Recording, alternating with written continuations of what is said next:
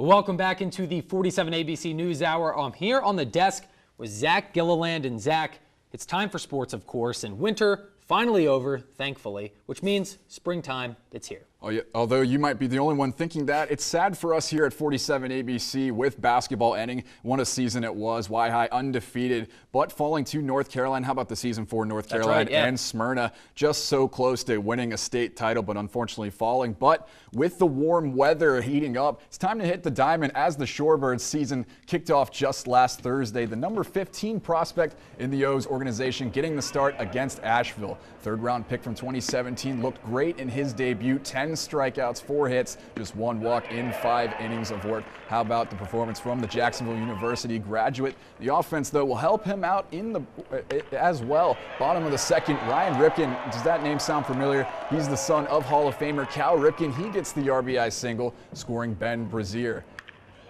Now Delmarva knocking at the door again. TJ Riching with a laser to right field. Ripken trying to make it all the way from first, but gunned down at the plate. That'll keep the game at 1-0. And then later in the 6th inning, Antonio Santos with the wild pitch for the Taurus. That scores University of Iowa graduate Mason McCoy, and that will be the final for it. Shorebirds win it 2-0, starting off their season with the win.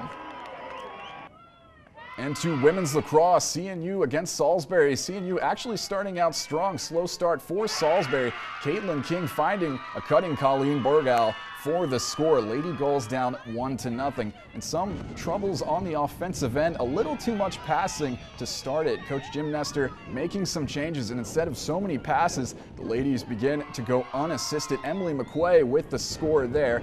35 seconds later, Chrissy Murphy taking it herself. She had a hat trick. And when the middle opened up because of those unassisted goals, they went back-to-back. Alyssa Talbot from Worcester Prep over to Dana King for another score. 5 unanswered for the Seagulls after a 1-0 deficit. And, of course, continuing to score early and often, Easton grad Emma Skoglund makes another goal for Salisbury. Salisbury moves to 12-0 or 12-0 with an 18-6 win over Christopher Newport. And to the men's side, Salisbury coming out strong. Decatur grad Corey Gwynn gets the scoring started against number 5 Cabrini, and later in the corner, Cambridge alum Emery Wagnes spins out of trouble and finishes the shot. Salisbury up 3-1 after the first quarter. In second quarter, Cavaliers starting to crank it up. Matt Laporo comes from around the cage, fires one up high. Gulls up 5-4 at halftime.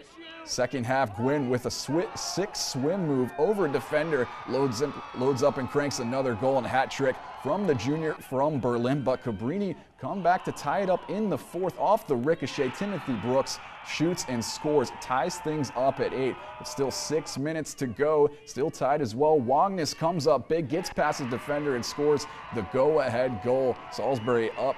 Well, Cabrini with one last chance, less than 30 seconds to go. Gulls defender Troy Miller forces the turnover, and that will do it. Number 11 Salisbury tops number 5 Cabrini 9-8.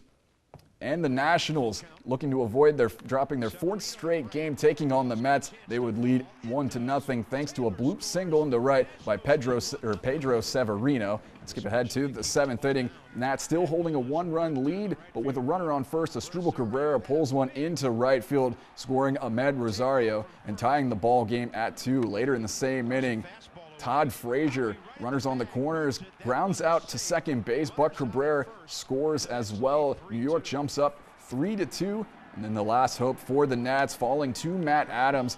Ground out in the bottom of the 9th. That'll do it. A 3-2 win for the Mets, and the Nats drop to 500 on the year with their 4th consecutive loss. And what a season it has been for both Salisbury men's and women's lacrosse. Of course, the men not starting exactly how they wanted, but the women still undefeated. So certainly going to be a fun ending to both of their years. But thank you so much, Zach. That's it for sports. Your final forecast is just ahead. Keep it right here. You're watching 47 ABC. Catch more of the action on our sports page at 47abc.com.